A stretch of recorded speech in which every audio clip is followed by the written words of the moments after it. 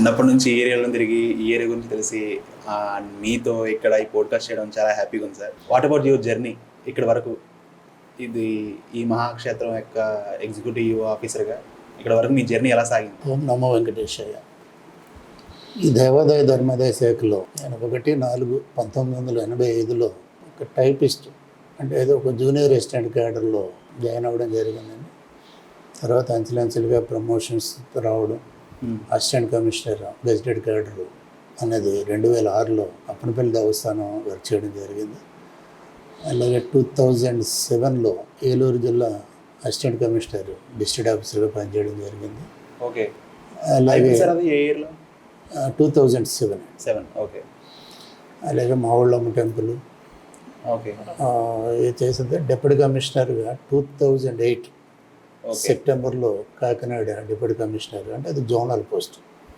ఇప్పుడంటే జిల్లాలు బైఫర్కేట్ అయ్యాయి, కానీ అప్పుడు పూర్వం Vijayawada, the Krishna, Eluru, east Godavari, okay, ఆ 3 జిల్లాలో డిప్యూటీ కమిషనర్ జోనల్ పోస్ట్ చేయడం జరిగింది.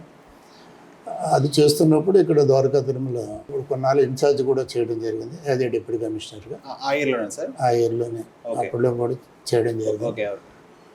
మళ్ళీ 2013 డిప్యూటీ కమిషనర్ గుంటూరుగా వర్క్ చేయడం జరిగింది. ఓకే.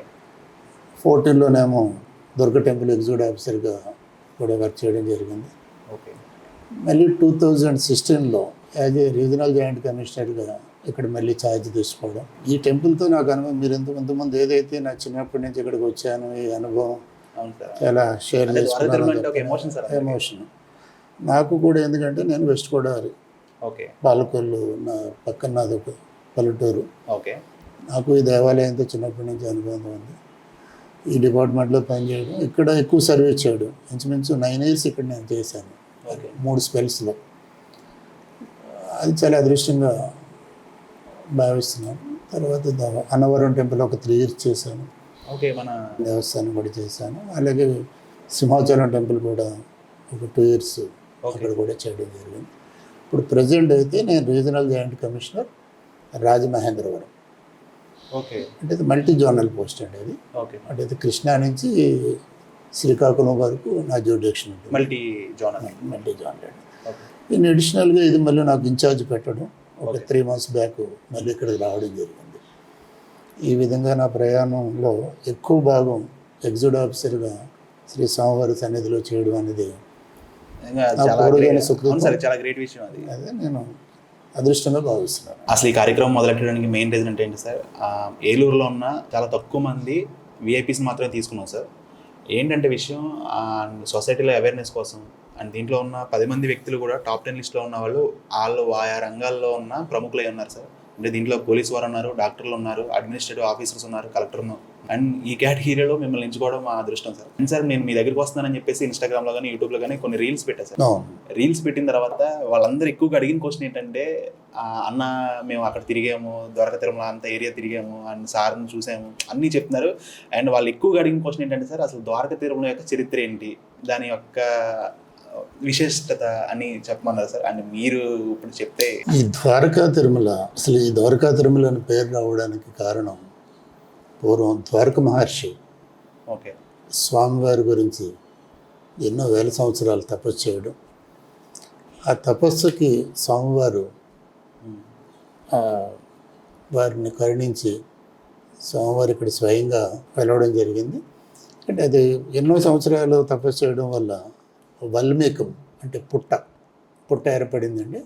ఆ స్వామివారు ఆ పుట్టలో వెలిశారు. ఓకే.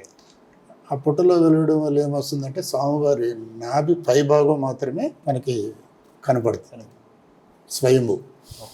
అప్పుడు ద్వారక మహర్షి అడిగారు, స్వామి విష్ణుమూర్తికి పాద పూజే కదా ముఖ్యము, ఇన్నాళ్ళు తపస్సు చేశాను, మీరు నాభి పైభాగం వరకే దర్శనమిస్తున్నారు, నాకు పాద పూజ చేసుకునే భాగ్యం లేదా అని అడిగితే, స్వామివారు ఆయనే స్వయంగా ఇంకొక స్వామిని ప్రతిష్ఠ చేయమని చెప్పేసి స్వామివారు చెప్పినట్టుగా మాకు చరిత్ర చెప్తుందండి.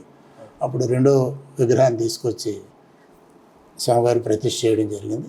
అంటే ముందు మనకు కనబడే ఆ నాభి పైభాగం విగ్రహం ఏమో స్వయంభూ, వెనకాల నిలువెత్తు విగ్రహం ఉన్నదేమో ప్రతిష్ఠ చేసింది స్వామివారు అండి. ఓకే.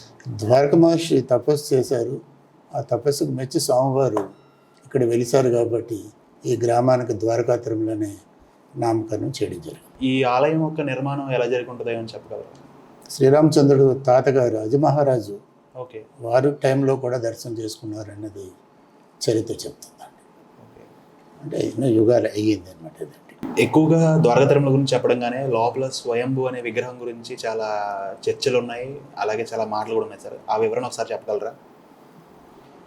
అంటే అప్పుడు స్వామివారి స్వయం ద్వారక మహర్షి తపస్సుకు మెచ్చి స్వామివారి ప్రత్యక్షమయ్యి ఇక్కడ వెలిసినడం జరిగిందండి. ఓకే. ఇంక ఇందులో ఇంకొక దేవాలయంలో ప్రత్యేకత ఏంటంటే స్వామివారు దక్షిణముఖంగా ఫేస్ చేసి ఉంటారు. ఓకే. అంటే ద్వారక మహర్షి వారికి అభిముఖంగా స్వామివారికి అభిముఖంగా కూర్చొని తపస్సు చేయడం, స్వామివారు దక్షిణముఖంగా మహర్షికి దర్శనం. మీరు ఎక్కడైనా దేవాలయాల్లో చూసినట్టయితే ఎక్కడా లేని ప్రత్యేకత ఇక్కడ ఉంది ఏంటంటే స్వామివారు దక్షిణముఖంగా ఉండడం ఒకటి. అలాగే ఇక్కడ స్వామివారికి వెంకటేశ్వర స్వామి జనరల్గా ఎక్కడైనా అభిషేకం ఉంటుంది, ఇక్కడ స్వామివారికి అభిషేకం ఉండదు. ఓకే. ఎందుకంటే ఆ లోపల వల్మీకు పుట్టు ఉంది, పుట్టలో స్వామివారు వెలిసారు. ఏదన్నా మనం వాటర్ కానీ కొబ్బరికాయ కొట్టిన వాటర్ తగిలినా అందులో కొనుజులు అని చెప్పేసి తేనె కలర్లో ఉండే కొనుజులు అంటారు, చీమల్లా ఉంటాయి అన్నమాట. ఓకే. ఓకే. కొనుజులు అంటారు ఇక్కడ వాటిని.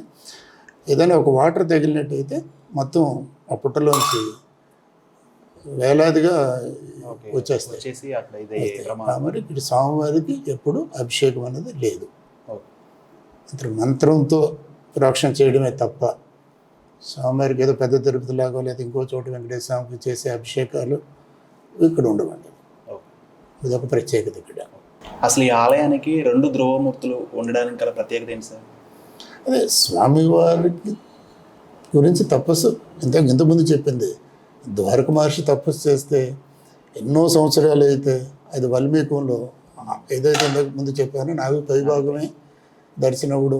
విష్ణుమూర్తికి పాద పూజ ముఖ్యం కాబట్టి అది లేని పూజ వ్యర్థం కాబట్టి నాకు మళ్ళీ ఈ పాద పూజ చేసుకునే అవకాశం ఇవ్వమని అంటే స్వామివారు స్వయంగా చెప్పి 2వ విగ్రహం ప్రతిష్ఠ చేయమని చెప్పేసి చరిత్ర చెప్తుంది. ఓకే. అందుకని ఇక్కడ ద్విమూర్తులు ఎక్కడ ఏ దేవాలయంలో చూసినా స్వామివారు ఒక్కలే ఉంటారు, 2 విగ్రహాలు ఉండవు. ఓకే. ఇది ఈ ద్వారకా తిరుమల ప్రత్యేకత. సుమారు ఎన్ని సంవత్సరాలు చరిత్ర ఉంది సార్ ఈ ఆలయానికి? రాజమహారాజు ఓకే. టైంల నుంచి ఉందండి, వేల సంవత్సరాల 1000 సంవత్సరాలు. ఓకే. శ్రీరామచంద్ర తాతగారు రాజమహారాజు గారు ఆయన దర్శనం చేసుకున్నట్టుగా మాకు చరిత్ర. శ్రీరామచంద్రుడు ఆయన నాన్నగారి పేరు దశరథ మహారాజు. ఆ నాన్నగారు అంటే ఇంకా ముత్తాతగారు రాజమహారాజు. ఎక్కువగా చిన్న తిరుపతికి వస్తే చిన్న తిరుపతిలో మనం ఇక్కడ వచ్చిన తర్వాత చాలా మంది ఎక్కువ ఫీల్ అయ్యేది ఏంటంటే సార్ ఇక్కడికి వచ్చామంటే మనం ఆల్రెడీ పెద్ద తిరుపతి దగ్గరికి వెళ్ళినట్టు, అంటే అక్కడికి వెళ్ళలేని వాళ్ళు ఇక్కడికి వచ్చి అలా కూడా అంటుంటారు సార్. దానికి మీరు ఏం చెప్తారు సార్? పెద్ద తిరుపతిలో దర్శనం చేసుకోవడానికి మొక్కుకుని ఏదైనా పెద్ద తిరుపతిలో మొక్కుకుని దర్శనానికి చేసుకోవడానికి ఏదైనా ఏ అవంతరాలు ఏర్పడి ఇంక మనం వెళ్ళలేకపోతున్నాము అన్న భక్తులు ఎవరికైనా ఉన్నట్టయితే ఈ చిన్న తిరుపతిలో ఆ పెద్ద తిరుపతి స్వామివారు మొక్కుబడి తీర్చుకున్నట్టయితే ఆ ఫలితం వస్తుందని చెప్పి సమానంగా ఉంటుందండి. అంతేగాని అంటే అదే విషయాన్ని అంటే యాజ్ ఏ ఎగ్జిక్యూటివ్ ఆఫీసర్గా నేను చెప్పడం కాదు. తిరుపతి దేవస్థానం జేఈఓ గారు లేదా పెద్ద పెద్ద ఆఫీసర్లు వచ్చినప్పుడు కూడా వారు స్వయంగా మాతో అన్న మాటలు అవి. అంటే ఇది పూర్వం నుంచి ఉన్నది నానుడే కదా అని చెప్పేసి వారు చెప్పడం, భక్తులు కూడా విశ్వాసం అది. అంటే ఒకవేళ అటు వెళ్ళలేకపోతే తర్వాత ఎప్పుడు వెళ్ళలేదు, టైం కుదరలేదు, మనకు మొక్కుబడి తీర్చుకోవాలనుకున్నప్పుడు మా దగ్గర చాలా మంది మొక్కుబడి తీర్చుకున్నారు. వాళ్ళ అనుభవాలు కూడా మాతో షేర్ చేయడం జరిగింది సార్. అంటే పెద్ద తిరుపతి చిన్న తిరుపతి ఈ 2 వర్డ్స్ మధ్య ఏమన్నా భేదాలు చెప్పగలరా? అంటే అంటుంటారు కదా, అంటే భేదం ఏముందంటే స్వామివారు ఎక్కడైనా ఒకటి. అంటే బయట మాకు ఇప్పుడు స్వామివారి కళ్యాణం జరుగుతుంది. స్వామివారి కళ్యాణానికి అన్నగారుగా తిరుపతి నుంచి వస్త్రాలు పంపిస్తారు పెద్ద తిరుపతి నుంచి. అంటే స్వామివారు ఎక్కడున్నా ఒకటే, అది పెద్ద తిరుపతి, ఇది చిన్న తిరుపతి. ఎందుకంటే అక్కడ మొక్కుబళ్ళు ఇక్కడ తీర్చుకోవడానికి అవకాశం ఉంది కాబట్టి దీన్ని చిన్న తిరుపతి భావించారు. పెద్ద ఆలయం చాలా వ్యవస్థ ఉంటుంది, చాలా మెయింటెనెన్స్ ఉంటుంది సార్. అసలు ఒకసారి ఈ వ్యవస్థ గురించి చెప్పగలరా? ఇప్పుడు మీరు అన్నట్టు ఇదంటే ఒక వ్యవస్థ. ఓకే. దీనికి రన్ చేయాలంటే ఒక ముఖ్యంగా ఈ కన్స్ట్రక్షన్స్ కానీ, ఓకే. వచ్చే భక్తులు ఫెసిలిటీస్ ఇవ్వడంలో కానీ, ఒక ఇంజనీరింగ్ వ్యవస్థ అన్నది నిరంతరం వాళ్ళు వర్క్ చేయడం జరుగుతుంది. అలాగే అడ్మినిస్ట్రేషన్ పరంగా ఈ వచ్చే భక్తులకి మనం కల్పించే వసతులు చేయించుకోవడానికి ఇక్కడ ఒక అడ్మినిస్ట్రేషన్ అన్నది నడుస్తుంటుందండి. అలాగే వచ్చి ఇప్పుడు మీకు అన్నప్రసాదం, మనకు అన్నప్రసాదం తయారు చేయాలి. అన్నప్రసాదం తయారు చేయాలంటే దానికి ఒక వ్యవస్థ నడవాలి. అలాగే స్వామివారికి నివేదన చేసే ప్రసాదాలు ఒక వ్యవస్థ నడుస్తుంది. అలాగే భక్తులకు మనం ప్రసాదాలు విక్రయించే ప్రసాదాలు తయారు చేయడానికి ఒక వ్యవస్థ. ఈ ఓవరాల్గా మనకి దగ్గర 700 మంది సిబ్బంది నిరంతరం. అంటే మనకి ఇక్కడ ఏంటంటే స్వీపింగ్ దగ్గర నుంచి మన ఎగ్జిక్యూటివ్ ఆఫీసర్ వరకు తీసుకున్నట్టయితే సుమారు 700 మంది అన్ని సెక్షన్స్లో పనిచేయడం జరుగుతుంది. అంటే వచ్చే ప్రతి భక్తుడికి ఏంటంటే ఒక మంచి వాతావరణంలో స్వామివారి దర్శనం జరగాలి కాబట్టి జరిపించడానికి ఈ యంత్రాంగం అంతా నిరంతరం చేయడం జరుగుతుంటుంది. అండ్ కొన్ని డేస్ ఎస్పెషల్లీ సాటర్డే సండే అనేది చాలా రషింగ్ టైం సార్. అది ఆ టైమ్స్లో వస్తున్న బందోబస్తు, అలాగే జనాలు, ఆ ఫ్లోటింగ్, ఆ రష్, అవన్నీ మీరు ఎలా తీసుకుంటే ఎలా కంట్రోల్ చేస్తుంటారు? అంటే జనరల్గా ఏంటంటే ప్రతి దేవాలయాల్లో, ప్రధాన దేవాలయాల్లో ఒక ఫెస్టివల్ క్యాలెండర్ ఇయర్లో ఏమి ఫెస్టివల్స్ కూడా అన్నీ మేము ఒక ముందుగానే ప్లాన్ చేసుకుంటామండి. ప్లాన్ చేసుకుని దాని ప్రకారం ఈరోజు దశమి వచ్చింది, ఏకాదశి వచ్చింది అంటే ఈరోజు పబ్లిక్ ఎక్కువ వస్తారు, దానికి అనుగుణంగా మనం ఏర్పాట్లు చేసుకోవడం జరుగుతుంది. ఇప్పుడు లేదు అమావాస్య ఉంది, లేదా ఈరోజు బాగాలేదనో తిది మంచిది కాదనుకున్నప్పుడు తక్కువ వస్తారనే ఉద్దేశంతో ఆ విధంగానే మనం ప్రసాదాల ప్రిపరేషన్ కానీ, అన్నప్రసాదం ప్రిపరేషన్ కానీ అంటే ముందుగానే మనం ఎసెస్ చేసుకుంటాం. బట్టి మీరు అందుకే ఈ వ్యవస్థ అనేది ఉంది. టెంపుల్ ఉన్నారు, టెంపుల్ అడ్మినిస్ట్రేషన్ చేసేవాళ్ళు ఈరోజు ఎంతమంది భక్తులు రావడానికి అవకాశం ఉంది కాబట్టి మనం ఇక్కడ బందోబస్తు ఇక్కడ మేనేజ్మెంట్ చేయడానికి ఇలా పెట్టుకోవాలని వాళ్ళు చేసుకుంటారు. వాటర్ సప్లై చేసేవాళ్ళు ఎంతమందిని కావాలో చూసుకుంటాం. క్యూ లైన్స్ మేనేజ్ చేయడానికి మెయిన్ ఏంటంటే వచ్చిన ప్రతి భక్తుడికి స్వామివారి అన్నప్రసాదం అందించాలనేది కాన్సెప్ట్. ఇక్కడ ఏంటంటే అన్లిమిటెడ్గా ఎంతమంది వస్తే అంతమందికి మనం అన్నప్రసాదం అందించే ఏర్పాట్లు ఉన్నాయి కాబట్టి మనం ముందుగానే ప్లాన్ చేసుకుంటాం. ఈరోజు సాటర్డే, ఈరోజు తీసుకుని 12 నుంచి 15,000 మంది భోజనాలు అన్నప్రసాదం తీసుకుంటారు. ఇప్పుడు అదే మంగళవారం వచ్చింది, ఒక 3 నుంచి 4,000, 5,000 తీసుకుంటారు. అంటే ముందు రోజే మేము ప్రిపరేషన్ అనేది ప్లాన్ చేసుకోవడం జరుగుతుంది. సార్, మీరు మీ జర్నీ చాలా లాంగ్ జర్నీ, చాలా మంచి జర్నీ. అండ్ మీరు ద్వారకా తిరుమలలో చూసిన ఒక స్పెషల్ ఏమన్నా మార్పు అని చెప్పలేం కానీ ఏమన్నా విశిష్టత ఉన్న ఏమన్నా ఒక సన్నివేశం చెప్పగలరా? అంటే స్వామివారి దేవాలయంలో ద్విమూర్తులు ఉండడమే ఇక్కడ ప్రత్యేకత అండి. చిన్న తిరుపతి అన్నది ఇప్పుడు పెద్ద తిరుపతి అంటే వరల్డ్ ఫేమస్. ఇప్పుడు చిన్న తిరుపతి కూడా ఇప్పుడు మనకి ఇప్పుడు తెలుగు రాష్ట్రాల్లో కానీ ఎక్కడ చాలామంది చుట్టుపక్కల రాష్ట్రాల్లో వచ్చిన తర్వాత ఏంటంటే వాళ్ళు ఫీల్ ఏమవుతారంటే పెద్ద తిరుపతి, చిన్న తిరుపతి ఆ పేరుకి తగిన విధంగానే ఇక్కడ సౌకర్యాలు ఉన్నాయని చెప్పేసి వేరే ఎవరైనా నైట్ హాల్ట్ చేసినట్టయితే మనకు ఒక 29 కాటేజెస్ పైన ఉన్నాయి. ఫ్యామిలీస్తో వచ్చి ఎవరైనా స్టే చేయాలన్నా రూమ్స్ 120 రూమ్స్ అని చాలా ఫెసిలిటీస్ అయితే ఉన్నాయి. నైట్ హాల్ట్ చేసిన వాళ్ళు ప్రతి వాళ్ళు తిరుపతిలో ఉన్న ఫీల్ వచ్చిందని చెప్పేసి అన్నవాళ్ళు చాలా సందర్భాల్లో చెప్తున్నారు. కాబట్టి ఇక్కడ ఆ రేంజ్కి మనం ఆ స్కేల్లో మనం చేయలేకపోవచ్చు, బట్ ఫేస్ అవైలబిలిటీని బట్టి మనం భక్తులందరికీ ఎటువంటి ఇబ్బంది లేకుండా చేయడం జరుగుతుంది. స్పెషల్ డేస్ ఉంటాయి సార్, అంటే సోమవారం అని, సాటర్డే అని, అలా కొన్ని ఉత్సవాల సమయం ఉంటాయి కదా సార్. ఉత్సవాల టైంలో ఇంకా లక్షలాది భక్తులు ఒకేసారి ఫ్లోటింగ్ వస్తుంది సార్. అంటే ఇప్పుడు స్టాఫ్ని ఉన్న మీరు అప్పుడు ఎక్కువ నుంచి బయట నుంచి రిక్రూట్ చేస్తారా? విమూర్తులు ఉండడంతో బ్రహ్మోత్సవాలు స్వామివారి కళ్యాణోత్సవాలు 2 సార్లు చేస్తాం. Okay sir. స్వయంభూకి ఒకసారి అయ్యే ప్రతిష్ఠ చేసిన స్వామి ఒకసారి. అంటే అవి ఏంటంటే ఆశ్వీస మాసం ఒకటి, వైశాఖ మాసం. ఈ 2 మాసాల్లో స్వామివారి కళ్యాణోత్సవాలు జరుగుతాయండి. ఒకవేళ అధిక మాసం ఏదన్నా వచ్చినట్టయితే 3వ కళ్యాణం కూడా చేయడం జరుగుతుంది. నాకు తెలిసి ఒక 10-15 సంవత్సరాల నుంచి అదేమి లేదు, ఈ 2 కళ్యాణాలు మాత్రమే జరుగుతున్నాయి. ఈ కళ్యాణోత్సవాలకి ఏంటంటే మనం పబ్లిసిటీ ఇస్తుంటాము. ఆ రోజు మ్యారేజ్ సీజన్లో ఉంటాయి. అవునండి. ఇంచుమించు 10-15 వేల మంది వరకు దర్శనానికి వస్తారు. మనం జనరల్గా సాటర్డే సండే తీసుకున్నట్టయితే 25-30 వేలు పబ్లిక్ వస్తేనే మాకున్న సెటప్తో ఎటువంటి ఇబ్బంది లేకుండా చేయగలుగుతాం. కాబట్టి ఈ కళ్యాణోత్సవాలు కానీ ప్రత్యేకమైన డేస్లో కూడా మనం ఈ స్టాఫ్తోనే ఓకే. మనం ఆర్గనైజ్ చేసుకోగలుగుతున్నాం. నేను ఫోటోగ్రాఫర్ సార్ ఇక్కడ లోకల్లో. నేను మా సాయి ఈ స్వామివారి పాదాల దగ్గర కానీ మండపం దగ్గర కానీ చాలా వెడ్డింగ్స్ చేశాను సార్.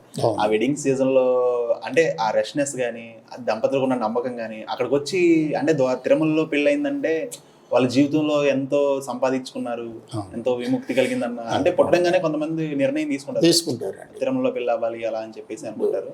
అండ్ మాకు కూడా ఇక్కడ మంచి వ్యక్తిగతంగా నేను కూడా మా అమ్మాయి సంబంధాలు చూస్తున్నప్పుడు సంబంధాలు చాలా లేట్ అవుతున్నాయి.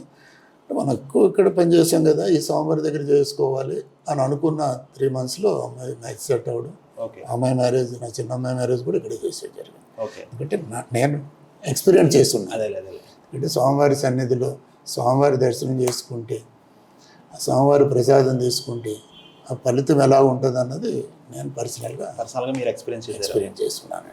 లోకల్ ఉన్న ఫోటోగ్రాఫర్లు కూడా ద్వారక తిరుమలలో పెళ్లి అనగానే ఓకే కామన్గూడ దగ్గరికి వచ్చి చక్కగా అక్కడ చేసేయచ్చు, ముహూర్తం అక్కడ అయిన తర్వాత అక్కడ భోజనం చేసేసి వెళ్ళిపోవచ్చు స్వామివారి దగ్గర అని అదొక మంచి నమ్మకం ఉంటుంది సార్ ఫోటోగ్రాఫర్. కానీ ఇలా సోషల్ మీడియాలో రీల్స్లో చేసేది ఏంటంటే ఎప్పుడు గుడికి వచ్చినా సరే ఒక స్లోగన్ వినపడుతుంటుంది సార్, నమో వెంకటేశ. అది ఓకే. దాంతో పాటు ఇంకొకటి అంటే భక్తులు జాగ్రత్త, సీసీ కెమెరా, దొంగలు ఉంటారు, పర్సనల్ బిలాంగింగ్స్ అని అంటారు. అండ్ ఆ భద్రతా సేవలు మనం ఏ విధంగా చేస్తున్నాం? అది అనౌన్స్మెంట్ మధ్యలో చేస్తుంటామండి. ఓకే. అంటే త్రూ అవుట్ అనౌన్స్మెంట్ చేసిన భక్తుడికి కొంచెం డిస్టర్బెన్స్గా ఉంటుంది. కానీ మీరు అన్నట్టు ఓం నమో వెంకటేశ అని వస్తుంటుంది. మధ్యలో భక్తులకి అవేర్నెస్ కల్పించడానికి లక్షలాది భక్తులు వస్తుంటారు సార్, లైన్లో ఉంటుంటారు. మరి వాళ్ళ భద్రత గురించి ఎటువంటి చర్యలు తీసుకుంటారు సార్ మీరు? అంటే ఎంతమంది భక్తులు వచ్చినా ఎటువంటి ఇబ్బంది లేకోకుండా మాకు ఒక ఎస్ఓపి ఉంటుందండి. ఎస్ఓపి స్టాండర్డ్స్ ఆపరేషన్ ప్రొసీజర్ అని ఉంటుంది. ఓకే. అది మా అందరికీ సిబ్బంది అందరికీ ఎప్పటికప్పుడు టైం టు టైం వాళ్ళకి ట్రైనింగ్ ఇస్తాం. ఎక్కువ మంది భక్తులు వచ్చి ఎప్పటికప్పుడు ట్రైనింగ్ ఇవ్వడం జరుగుతుంది. ఇప్పుడు సెక్యూరిటీ ఉన్నారు. సెక్యూరిటీ ఒక చీఫ్ సెక్యూరిటీ ఆఫీసర్ కూడా మనకి టెంపుల్కి ఉన్నారండి. అంటే పబ్లిక్ వచ్చిన వెంటనే వాళ్ళు ఎటువైపు వాళ్ళని డైవర్ట్ చేయాలి, ఫ్లోటింగ్ ఎట్ ఉన్నదండి. ఇప్పుడు మనకు ధర్మదర్శనం ఉంది. ఆ ధర్మదర్శనం క్యూ లైన్స్లో వాళ్ళని యాడ్ అయ్యేలాగా వాళ్ళని మూమెంట్ ఇస్తారు. అలాగే మనకు ఒక 100 రూపాయల దర్శనం ఉంటుంది, ఆ క్యూలోకి వెళ్ళడానికి. అలాగే 200 క్యూ ఉంటుంది. ఎక్కడికెక్కడ మనం డిస్ప్లే బోర్డులు పెట్టి భక్తుడు ఇలా వచ్చిన వెంటనే ఆయన చూసి ఆయన సెలెక్ట్ చేసుకుంటారు. ఇది ధర్మదర్శనంకి వెళ్ళాలి, 100కి వెళ్ళాలి, 200కి వెళ్ళాలి అని. ఎప్పుడైతే మనం వాళ్ళకి డిస్ప్లే చేయగలిగామో అక్కడ రష్ అన్నది ఉండదు. ఏ లైన్కి వెళ్ళని ఫార్మ్ అయిపోతారు. అయిన తర్వాత ఆ ఫార్మ్ అయిన తర్వాత ఒక అరగంట గంట దర్శనానికి టైం పట్టేటప్పుడు వాళ్ళకి మనం వాటర్ సప్లై కానీ త్రూ అవుట్ సేవాదళాలు పెట్టి వాళ్ళకి వాటర్ అనేది పంపిణీ చేయడం జరుగుతుంది. ఇన్ కేసు వాళ్ళకి ఏదైనా ఎమర్జెన్సీ అని అన్నట్టయితే మన క్యూ లైన్స్లో ఎక్కడికక్కడ వికెట్ గేట్స్ అని పెట్టి అంటే అక్కడ క్యూ ఓపెన్ చేయడం, 2-3 గేట్లు ఓపెన్ చేస్తే ఆ మధ్యలో ఉన్న వాళ్ళు కూడా బయటకు ఒక వితిన్ 2-3 minutesలో బయటకు వచ్చేస్తారు. వాళ్ళు ఏదైనా వాష్రూమ్కి వెళ్ళాలన్నా లేదా ఎమర్జెన్సీ ఏదైనా మెడికల్ పర్పస్ అయినా అయితే టైం టు టైం మా వాళ్ళు అంతా వాకీ టాకీస్ పెట్టుకొని అక్కడ మానిటరింగ్ చేయడం జరుగుతుంది. ఎందుకంటే భక్తుడి సేఫ్టీ అనేది ఇక్కడ ముఖ్యం. అలాగే మన ప్రిమిసెస్లో ఒక హాస్పిటల్ ఫస్ట్ ఎయిడ్ సెంటర్ అనేది నడుస్తుంది. అక్కడ అంబులెన్స్ కూడా ఒకటి మనం ప్రొవైడ్ చేయడం జరిగింది. అందులో మినిమం ఎమ్యూనిటీస్ ఉంటాయి. అక్కడ ఫస్ట్ ఎయిడ్ మా వాళ్ళు చేస్తారు. ఇన్ కేసు ఏదైనా అవసరం అనుకున్నట్టయితే అయితే గవర్నమెంట్ హాస్పిటల్ లేదంటే ఇక్కడ ఏలూరు ఏదో రిఫర్ చేస్తే ఇమీడియట్గా షిఫ్ట్ చేయడానికి 24 hours మనకి అంబులెన్స్ కూడా అక్కడ సిద్ధంగా ఉంచుతాం. అంటే ద్వారక తిరుమలనే కాదు, ఎక్కడైనా సరే గుళ్ళోకి వెళ్ళాలంటే 100 రూపాయల దర్శనం అని, అతి శీఘ్ర దర్శనం అని, స్వామివారి దగ్గర దర్శనం అని, అలాగే ఉచిత దర్శనం అని ఉంటుంది. అంటే వీటికి మధ్యన ఉన్న డిఫరెన్స్ ఏంటి సార్ అసలు? అంటే ఎందుకని పెడతారు అవి? అంటే ఇప్పుడు ఎవరో వస్తున్నారు, ఒక కేటగిరీ వ్యక్తులు వచ్చారు, వారు ఎక్కువ టైం ఇక్కడ స్పెండ్ చేయలేరు. ఓకే. వాళ్ళు ఏం అడుగుతారు? తొందరగా సార్ మాకు తొందరగా దర్శనం అవ్వాలి, ఏదైనా ఒక సెపరేట్ లైన్ ఉందా అని అడుగుతారు. ఇవన్నీ ఆలోచించుకునే మనం ఏం చేస్తాం, సర్వదర్శనం. ఓకే డిపార్ట్మెంట్ ముఖ్య ఉద్దేశం ఏంటంటే సర్వదర్శనం. ఓకే ఈవెన్ చిన్న 6C టెంపుల్ అంటే 2 లక్షల్లో ఆదాయం వచ్చే ఏ టెంపుల్లో అయినా సరే ధర్మదర్శనం అనేది మ్యాండేటరీ. ఓకే ఈవెన్ చూడండి, ఈవెన్ పెద్ద తిరుపతి కూడా ధర్మదర్శనం ఉంటుంది అవును కదా. సార్ అవును అలాగే అదే పెద్ద దేవాలయం చేస్తుంది. అలాగే మా డిపార్ట్మెంట్ పరిధిలో ఉన్న 6C టెంపుల్ అంటాం, అంటే 2 లక్షల్లో ఆదాయం వచ్చే టెంపుల్లో కూడా ధర్మదర్శనం ఉంటుంది. అక్కడ టికెటింగ్ కూడా ఉంటుంది. ఓకే దానికి అలా అంటే ఇప్పుడు ఇక్కడ మనం అర్థం చేసుకోవాల్సింది ఏంటంటే వచ్చే ప్రతి రూపాయి ఓకే భక్తుడికి ఎమ్యూనిటీస్ కల్పించడానికి వాడేది. ఓకే ఇప్పుడు ఇందులో డబ్బులు ఏమీ ఎక్కడికి బయట టెంపుల్కి వెళ్ళవండి. ఓకే ఈ టెంపుల్ వరకు, ఈ టెంపుల్లో వచ్చిన ఆదాయం ఈ టెంపుల్కి వచ్చే భక్తులకు డెవలప్మెంట్ మాత్రమే కానీ- ఖర్చు పెడతాం. ఓకే అది. కాబట్టి టికెటింగ్ అన్నది సోర్స్. ఓకే ఆ సోర్స్ వచ్చే ఆదాయం ఏం చేస్తున్నాం, మళ్ళీ భక్తులకే ఖర్చు పెడుతున్నాం. ఓకే ఆలయం డెవలప్మెంట్కి ఆలయ డెవలప్మెంట్ చూస్తున్నారు. ఇప్పుడు ద్వారకాధర్మని మీకు పూర్వం నుంచి టచ్ ఉన్న టెంపుల్, చిన్నప్పటి నుంచి అంటే మా చూస్తున్నారు. చిన్నప్పుడుకి ఇప్పటికి చాలా చాలా అంత వేరియేషన్ వచ్చింది.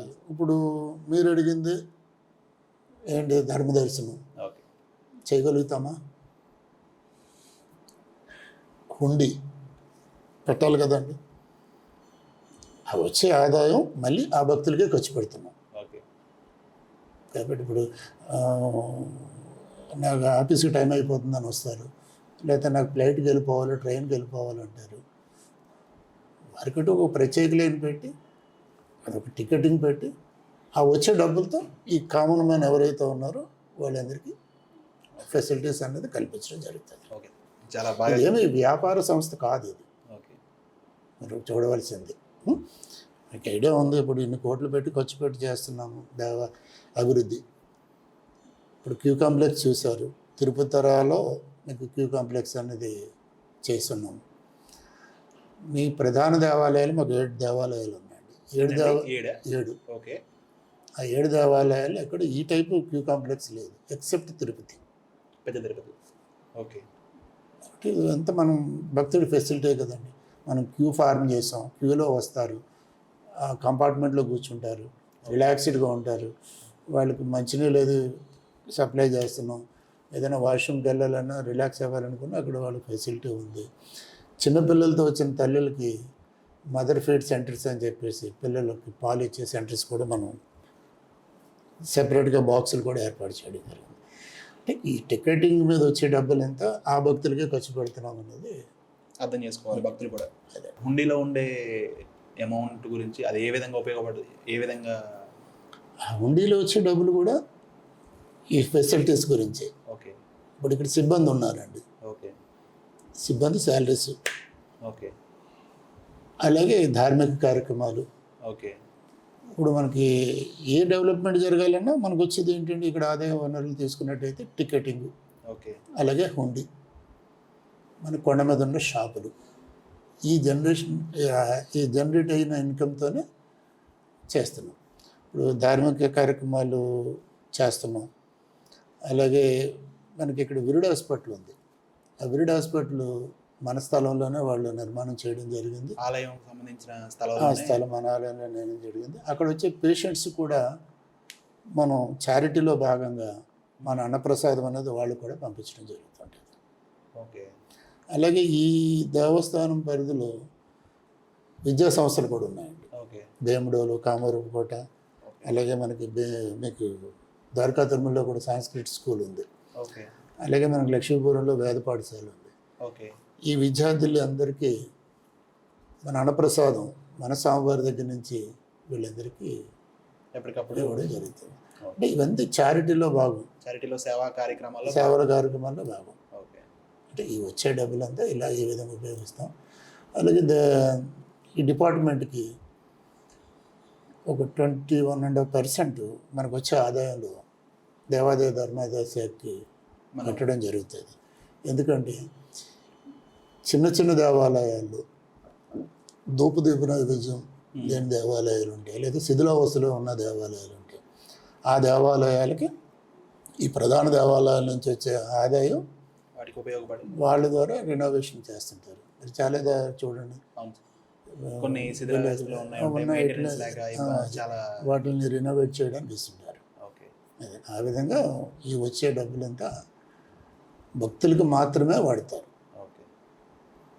ఇప్పుడు అపోహ ఏంటంటే ఏదో ఈ ఫండ్ ఏదో ఎటో డైవర్ట్ అయిపోతే ఎటో వెళ్తారు. చాలా ఒక్క రూపాయి కూడా వెళ్తుంది. ఈవెన్ గవర్నమెంట్ కూడా తీసుకోదు రూపాయి. ఓకే. ఆర్థిక వ్యవహారాల్లో ఎంతవరకు ట్రాన్స్పరెన్సీ అంటే పారదర్శకత ఎంతవరకు మీరు మెయింటైన్ చేస్తారు సార్? అంటే ఇప్పుడు చాలా మందికి ఏంటంటే నేను వచ్చాను దర్శనానికి, ఫోన్పే తీసుకుని ఫోన్పే చేశాను, అండ్ అలాగే అమౌంట్ తీసుకొని టికెట్ కొనుక్కోను, సమ్ ఏదో తీసుకున్నాను, కానీ ఆ అమౌంట్ ఎంతవరకు ట్రాన్స్పరెంట్గా పారదర్శకంగా ఉన్నట్టు చాలా మంది డౌట్స్ ఉంటాయి సార్. అంటే అలాంటి వాళ్ళకి మీరు ఏం సమాధానం చెప్తారు? ఓకే, ఇప్పుడు మీరు అడిగిన క్వశ్చన్ ఏంటి, ఫోన్పే చేస్తున్నారు, ఫోన్పే చేస్తే డైరెక్ట్గా నా హెడ్ ఆఫ్ ది అకౌంట్కి వెళ్ళిపోతుంది. నా బ్యాంక్ అకౌంట్ ఏది ఉందో దానికి లింక్ అయ్యి ఉంటుంది. ఓకే. మీరు కొట్టిన 100 రూపాయలు టికెట్ కొట్టారనుకోండి, డైరెక్ట్ నా అకౌంట్కి వెళ్ళిపోతుంది. ఓకే. ఈ అకౌంట్కి వెళ్తే మొత్తం ఆదాయం మొత్తం వస్తుంది. ఆదాయం వచ్చిన తర్వాత మనం ఎవ్రీ ఇయర్ ఏం చేస్తామంటే మా head of the department commissioner గారు, ఓకే, కమిషనర్ గారి దగ్గర బడ్జెట్ శాంక్షన్ తీసుకోవడం జరుగుతుంది. ఓకే. అంటే ఇయర్లీ ఒకసారి ఉంటుంది sir? Yearly once budget sanction తీసుకోవడం జరుగుతుంది.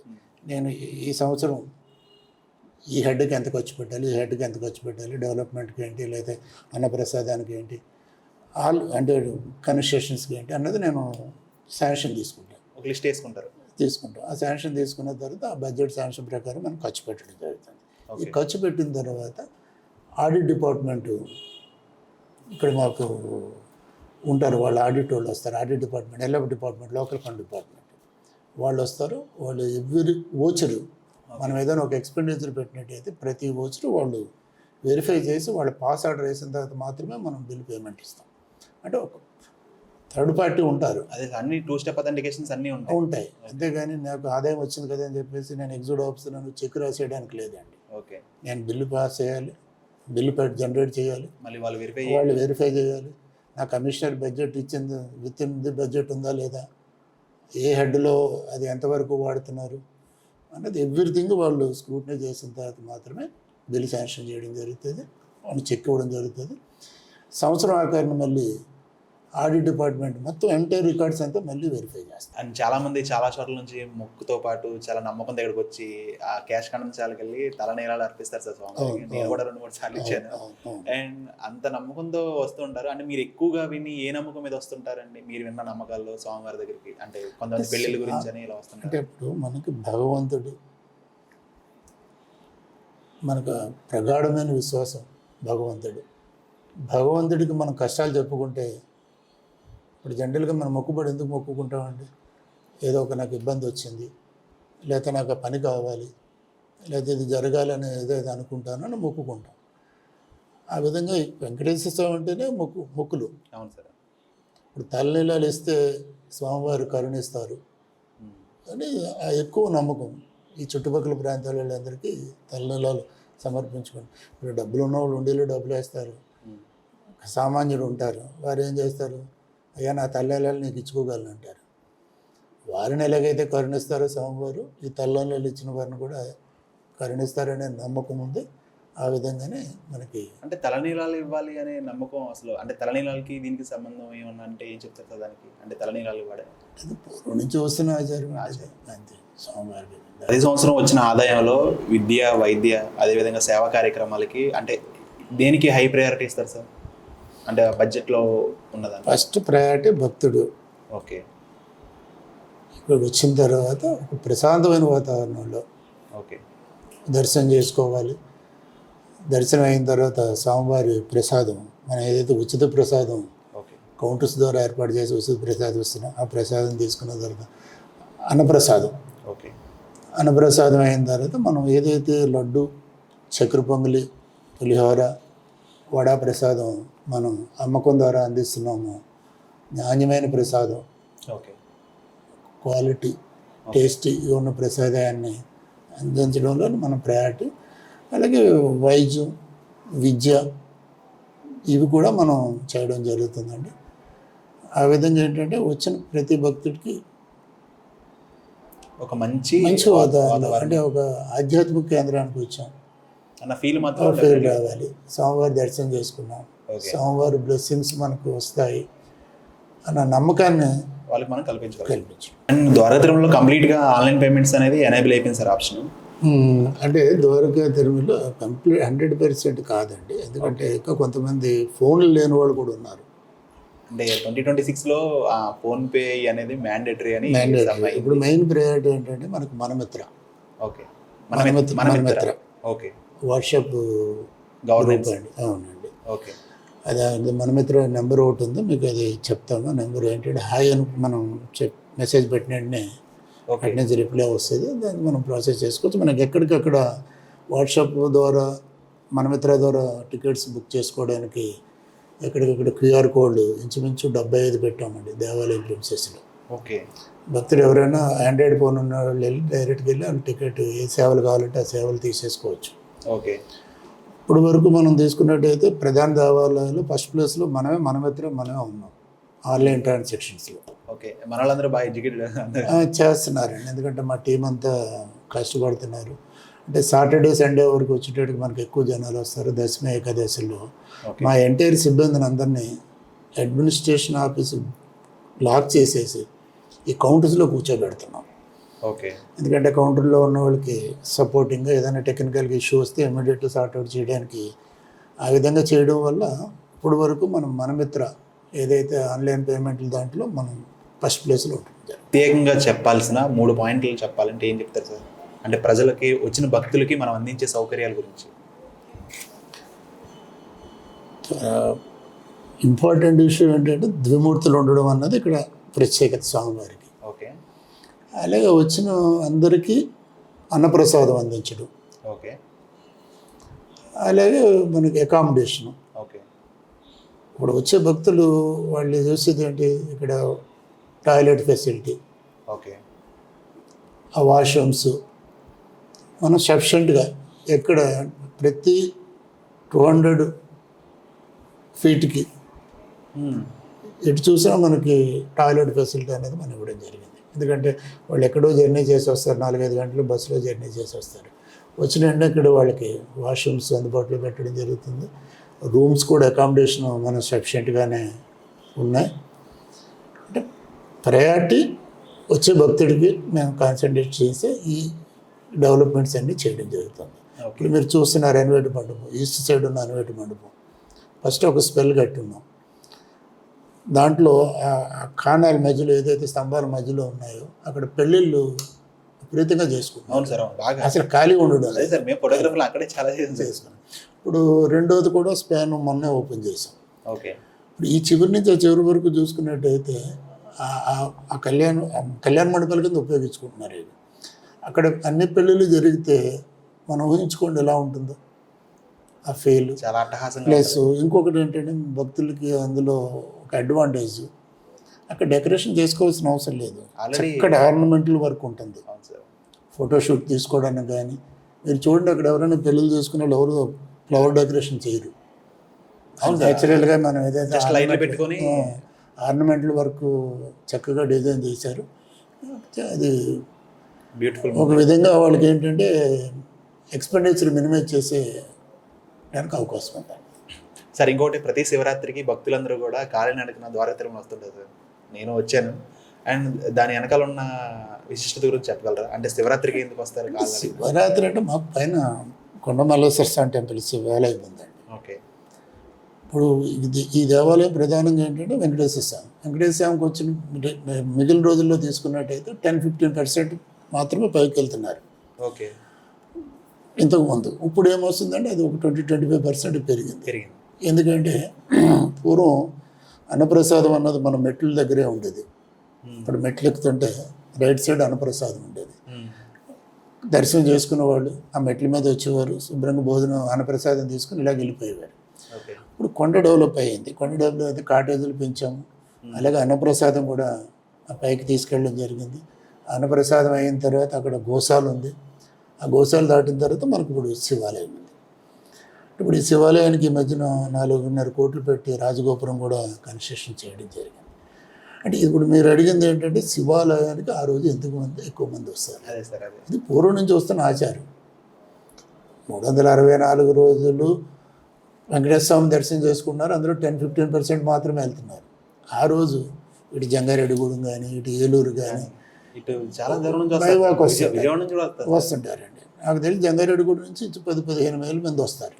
ఏలూరు నుంచి కూడా ఆ రోడ్డు అంతా అసలు ఖాళీ ఉంటుంది సార్. అసలు ఏదో జనసంద్రం అంటారు కదా, అలా ఉంటుంది. అలా ఏలూరు నుంచి మనం వచ్చేటప్పటికి ఇక్కడ అసలు ఏరియా అంతా కూడా ఖాళీ ఉండదు సార్ అసలు. వాళ్ళు వస్తారు, ఆ రోజు వచ్చి దర్శనం చేసుకున్న తర్వాత వాళ్ళకి మనం సపరేట్గా ఒక అన్నప్రసాదం 1-2 హాల్స్ కేటాయించేస్తాం. ఎందుకంటే రెగ్యులర్గా వచ్చే భక్తులతో పాటు కాకోకుండా ఈ బైవాక్ వచ్చిన వాళ్ళకి ఒక 2 బ్లాక్స్, మొత్తం 4 బ్లాక్స్ ఉన్నాయి మనకు అన్నప్రసాదం ఇవ్వడానికి.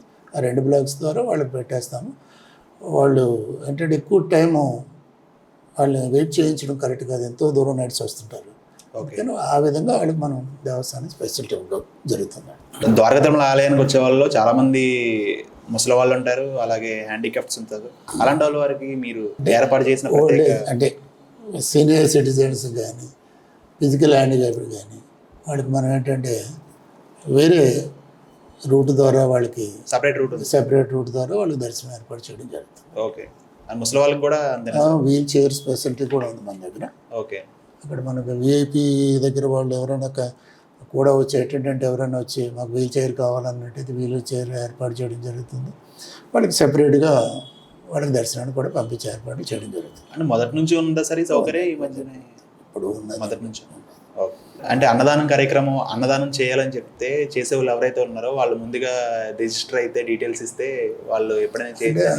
అన్నదానం చేయడం అంటే ఏమైనా డొనేషన్ ఇవ్వడం గురించి అంటారా, లేకపోతే అన్నదానంలో సర్వీస్ చేయడం?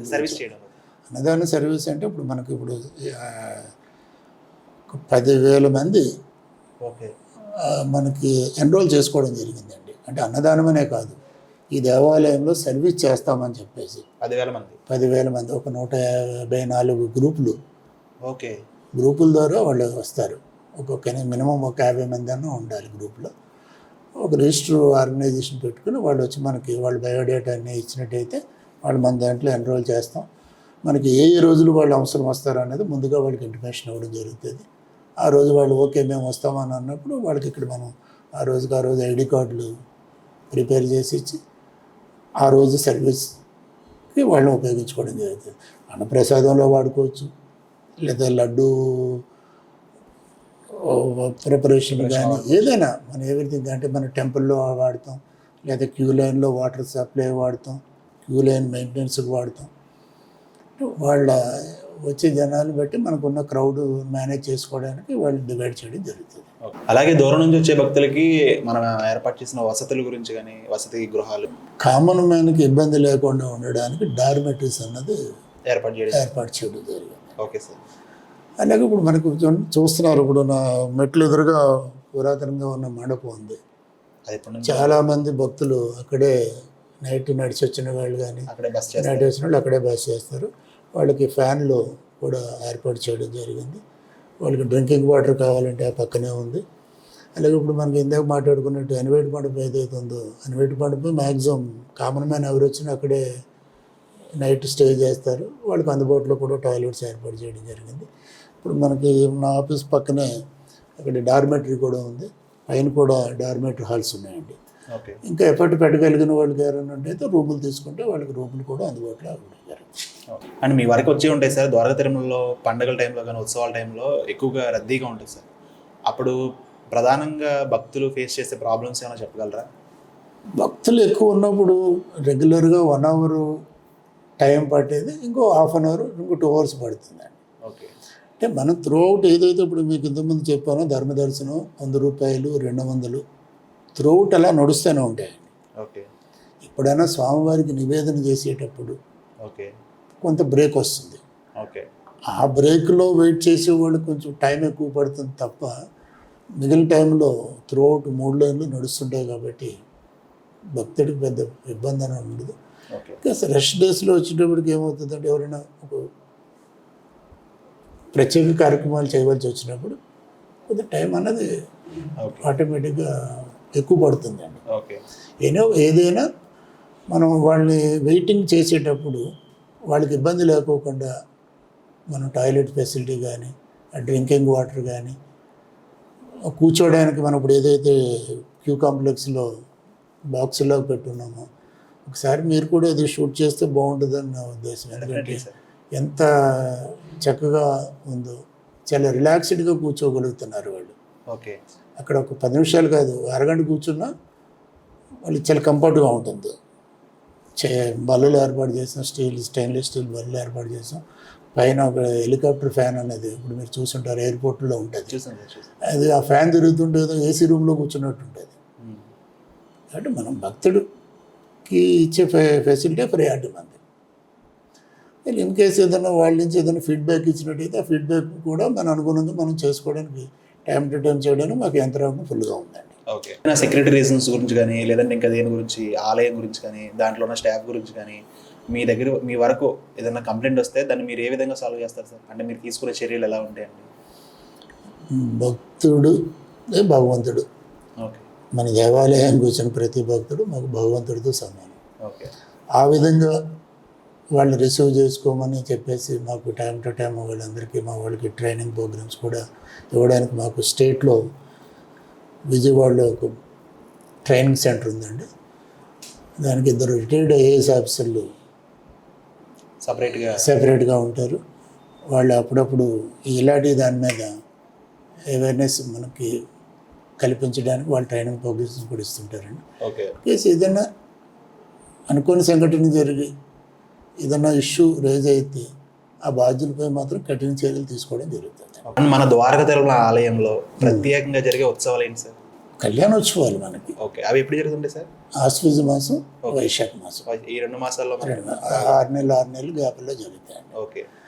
మీకు చూస్తే కళ్యాణం చూస్తే ఆ డెకరేషన్ అయినా చూస్తే సడన్గా ఎవరైనా చూస్తే తిరుపతిలో కళ్యాణం జరుగుతుంది అన్నంత ఫీల్ ఉంటుంది.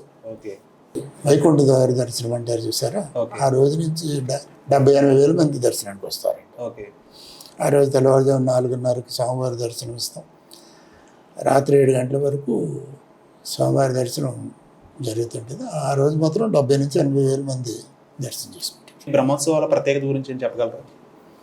ఈ బ్రహ్మోత్సవాలు ఏంటంటే ఈ సంవత్సరంలో జరిగే స్వామివారికి జరిగే పూజా కార్యక్రమాలు కానీ, ఓకే, నివేదన చేసే ప్రసాదాల్లో కానీ ఆ లోటుపాట్లు ఉన్నట్టయితే సంప్రోక్షణ చేసుకునే కార్యక్రమం ఈ బ్రహ్మోత్సవం. అండ్ మన ద్వారకా తిరుమలని జీవితంలో ఒక్కసారైనా ఎందుకని దర్శించాలి అని ఒక కామన్ మ్యాన్ మిమ్మల్ని అడిగితే మీరు చెప్పే ఆన్సర్ ఏంటి సార్? ప్రత్యేకత ఏంటంటే మా దేవాలయాలు త్రిమూర్తులు ఉండడం అనేది ఒకటి. ఓకే. దక్షిణాది ముఖంగా స్వామివారు ఉండడం అనేది ఇంకా ఉన్నది ప్రత్యేకత. ఏ దేవాలయంలో లేని ప్రత్యేకతలు ఇక్కడ ఉన్నాయి. స్వామివారిని కోరుకుంటే కోరికలు తెచ్చే దైవంగా శ్రీ చిన్న తిరుపతి వెంకటేశ్వర స్వామి ఉన్నారు. చాలా నిదర్శనాలు కూడా నేను చూసాం. రీసెంట్గా మొన్న ఉండి కాక అంతకుముందు ఉండి ఓపెన్ చేసినప్పుడు ఒక భక్తురాలు నిలువు దోపిడీ ఇచ్చి ఉన్నారు. ఓకే. ఇంచుమించు 130 గ్రాములు. ఇప్పుడు ఈ రోజుల్లో బంగారం వాల్యూ బట్టి చూస్తున్నట్టయితే అది 130 గ్రాములు అంటే చాలా ఎక్కువ. ఆవిడ ఆరోగ్యం బాగోకపోతే స్వామివారికి మొక్కుకున్న తర్వాత ఆవిడ ఆరోగ్యం కుదుటపడిందని ఎంతో భక్తితో వచ్చి స్వామివారికి నిలుదోపిడి ఇచ్చి వెళ్ళారు. ఇలా చాలా నిదర్శనాలు ఉన్నాయండి. కాబట్టి స్వామివారి దర్శనం చేసుకుంటే కోరిన కోరికలు తీరుస్తారని ఎంతోమంది వాళ్ళ అనుభవాలు కూడా చెప్పారు. ఓకే. కాబట్టి స్వామివారిని జీవితంలో ఒక్కసారైనా దర్శనం చేసుకోవాలని దేవాదాయ శాఖ తరఫున, ఈ దేవాలయం తరఫున యాజ్ ఎగ్జిక్యూటివ్ ఆఫీసర్గా మీరు చెప్తున్నారు విజ్ఞప్తి చేస్తున్నాను. వ్యక్తిగతంగా మీకు చేసే సేవా కార్యక్రమాల్లో మీకు నచ్చిన సేవ ఏంటి సార్? అంటే ఇప్పుడు మీరు చెప్పారు కదా ఇందాక బడ్జెట్ ప్రకారం ఇలా కేటాయిస్తామని, మీకు వ్యక్తిగతంగా నచ్చిన సేవ? ఇక్కడ అన్నప్రసాదం. ఓకే. వచ్చిన వాళ్ళందరికీ మనం అన్నప్రసాదం అందించడం అనేది నాకు ప్రపంచంలో ఏ జీవికైనా ఆహారం కన్నా, ఆహారంతో మనం పెట్టి కడుపు నిండా తిన్న తర్వాత అమ్మయ్య చాలా తృప్తిగా తిన్నాను అనే ఫీల్ ఉంటుంది. అలాగే ఇక్కడికి వచ్చిన ప్రతి భక్తుడికి స్వామివారి అన్నప్రసాదం అందించడం అన్నది చాలా తృప్తి కలిగించే అంశం నాకు. ఎందుకంటే గతంలో నేను 2013 ఇక్కడ ఇన్ఛార్జిగా నేను ఛార్జ్ తీసుకున్నప్పుడు అన్నప్రసాదం మనం ఆ రోజు 1800 మంది వరకు పెట్టేవాళ్ళం రోజుకి. నేను జాయిన్ అయిన 1 నెల 2 నెలలు పోయిన తర్వాత అన్నప్రసాదం ఒకసారి నేను చూసేటప్పుడు ఏదో లిమిటెడ్గా పెట్టడం అనేది కరెక్ట్ కాదు. ఇప్పుడు అదే ఏ సినిమాకి వెళ్తారు, ఆ టికెట్ అయిపోతే రెండో షో చూస్తే ఇంకో షో చూస్తాం. స్వామివారి ప్రసాదం మనం వచ్చిన వాళ్ళందరికీ అందించకపోతే, నా ముందు వరకు అన్నప్రసాదం వరకు నాకు దొరకకపోతే స్వామివారు నా మీద ఏదో నేనేదో తప్పు చేశానన్న భావన ఉంటుంది. ఆ భావన ఉండకూడదన్న ఉద్దేశంతో అందరికి వచ్చిన వెంటనే మా చైర్మన్ గారితో మాట్లాడడం జరిగింది. వారు కూడా పెద్ద మనసు అదేంటి మనం వచ్చిన వాళ్ళందరికీ అన్నప్రసాదం అందించాలి అని చెప్పేసి 2013 ఫిబ్రవరి కానీ మార్చి కానీ అప్పటి నుంచి మనం అన్లిమిటెడ్ చేయడం జరిగింది.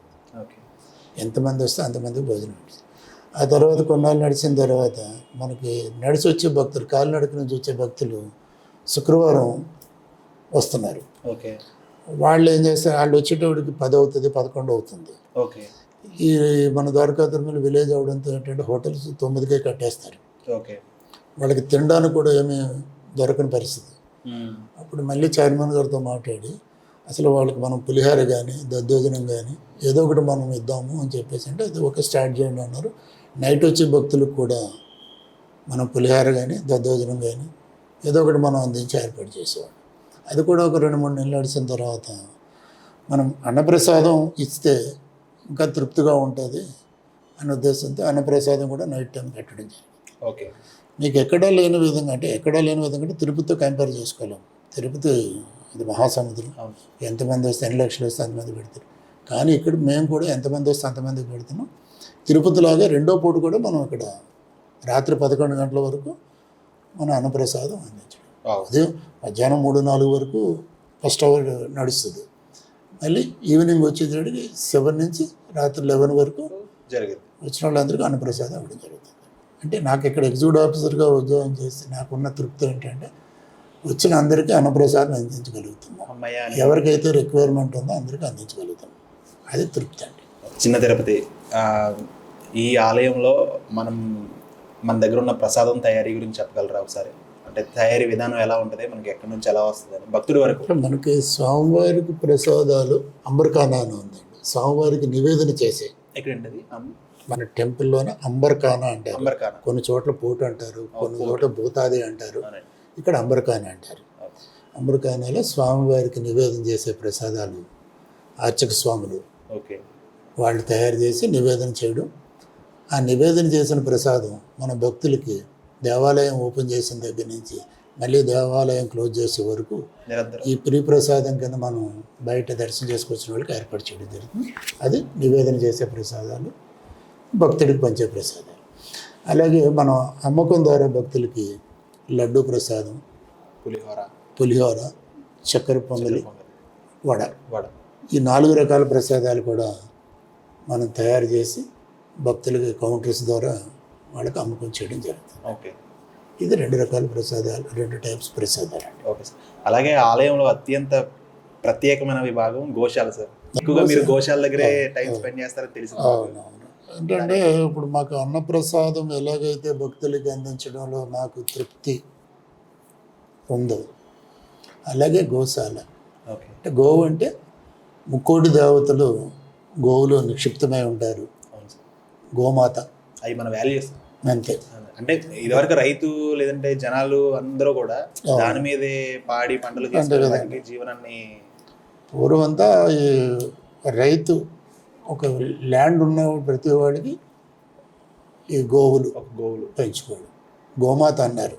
తల్లి గోమాత, భూమాత. మనకి లైఫ్ మనకి మనిషికి మనం తల్లి గర్భం నుంచి వస్తాం, తర్వాత మనల్ని మోసేది భూమాత, మనం పాలిచ్చి పెంచేది గోమాత. So that's why you are correct with that point. అదే కాబట్టి ఎందుకంటే ఇక్కడ మాకు దేవాలయంలో మనం 300 ఇప్పుడు ప్రజెంట్ అయితే 320 వరకు గోవులు మనకు ఉన్నాయండి. మనకి ఇంచుమించు 10 రకాల గోవులు. ఓకే, ఇప్పుడు మనం జెర్సీ తప్ప ఒంగోలు, కాంగ్రేజ్ అంటాము, లేదా మైసూరు ఇవన్నీ ఉన్నాయి చూసారా, అలాగే మనకు 10 రకాల గోవులు మన గోశాలలో ఉన్నాయి. కపిలి గోవు అని ఇవన్నీ మనం అక్కడ మెయింటైన్ చేయడం జరుగుతుంది. దీని నిమిత్తం ఒక 38 మంది సిబ్బంది అంటే గోపాలకులు అంటారు. అంటే వాటికి సర్వీస్ చేయడం, గడ్డి వేయడం, వాళ్ళకి క్లీన్ చేయడం, ఆ పాలు తీయడం. ఇక్కడ ప్రత్యేకత ఏంటంటే మా గోశాలలో షవర్ బాత్ కూడా ఉంది ఈ గోవులకి. ఓకే. షవర్ బాత్ కూడా ఉందండి. ఇప్పుడు ఈ గోవులు కూడా సాగ్రిగేట్ ఎలా చేస్తారంటే చిన్నపిల్లలన్నీ ఒక బాక్స్లో పెడతారు. అలాగే మనకి 8 షెడ్స్ ఉన్నాయి. 8 షెడ్లు ఒక్కొక్క షెడ్కి 40 మంది మనం గోమాతలను కానీ ఏదైతే మనకి గిత్తలు అంటారు కదా, అవునండి. అదే నందులు అంటారు నందులు. మా భాషలో చెప్పుకోవాలంటే గోమాత ఇటు నందులు. ఒక్కొక్క షెడ్లో 40 చొప్పున మనం పెట్టడానికి అవకాశం ఉంది. మనం 320 గోవులు ఇప్పుడు మెయింటైన్ చేస్తున్నామండి. ఓకే. ఇది 1984 నుంచి రన్ అవుతున్న గోశాల ఇది. ద్వారకా తిరుమలలో 1984 ఓకే. 84 నుంచి అవుతుందండి.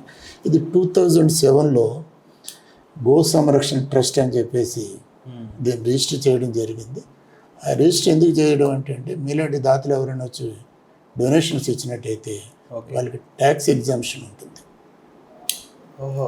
ఆ ట్యాక్స్ ఎగ్జామ్షన్ రావాలంటే ఇది ట్రస్ట్ కింద క్రియేట్ చేయాలి. 2007లో ఇది రిజిస్టర్ చేయడం జరిగింది. అంటే ట్యాక్స్ ఎగ్జామ్షన్ చేసే వాళ్ళందరూ కూడా వచ్చి ఎవరైనా వచ్చి డొనేషన్స్కి మనం పేమెంట్ చేసినట్టయితే వాళ్ళకి ట్యాక్స్ ఎగ్జామ్షన్ క్లెయిమ్ చేసుకోవచ్చు. Either is government employee or businessman ఎవరైనా ఎవరైనా ఇన్కమ్ ట్యాక్స్ రిటర్న్స్ ఫైల్ చేసే ప్రతి వాళ్ళకి ఆ ఎగ్జామ్షన్ అనేది గవర్నమెంట్ ఇస్తారు. ఏమవుతుందంటే మనకి వచ్చే పాలు ఏదైతే గోమాతల నుంచి వచ్చే పాలు ఉన్నాయో స్వామివారి నివేదనకు వాడతాం. ఓకే. కొన్ని ఏమో అన్నదానంలో పెరుగు కింద తయారు చేసి మజ్జిగ కింద వాడతాం. కొన్ని సందర్భాల్లో స్వామివారి భక్తులు వచ్చి పిల్లలు తీసుకుని వస్తుంటారు చూసారా, అవునండి. వాళ్ళు క్యూ లైన్లో కూడా ప్రత్యేక దినాల్లో వాళ్ళు కూడా పాలు చిన్నపిల్లలకి ఇవ్వడం జరుగుతుందండి.